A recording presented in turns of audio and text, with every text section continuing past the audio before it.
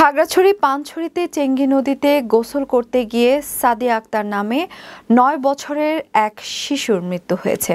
বৃহস্পতিবার দুপুর ১:৩০টার দিকে উপজেলার মোহাম্মদপুর এলাকায় এ ঘটনা ঘটে। সাদিয়া আক্তার মোহাম্মদপুর গ্রামের শফিকুলের মেয়ে। জানা যায়, মামা মামি ও মামাতো ভাই বোনের সঙ্গে সাদিয়া চেঙ্গি নদীতে গোসল করতে গিয়ে মাছ ধরায় ব্যস্ত হয়ে পড়ে। এই সময় সবার অজান্তে জমে থাকা পানির একটি বড় গর্তে সাদিয়া পড়ে যায়।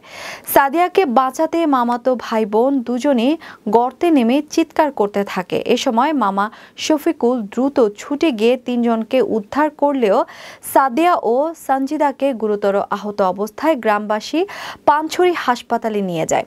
পরে জরুরি বিভাগের কর্তব্যরত চিকিৎসক সাদিয়াকে মৃত ঘোষণা করেন। তবে সঞ্জিদাকে হাসপাতালে ভর্তি নিলেও ইমরান পুরোপুরি সুস্থ রয়েছে বলে নিশ্চিত করেন কর্তব্যরত চিকিৎসক।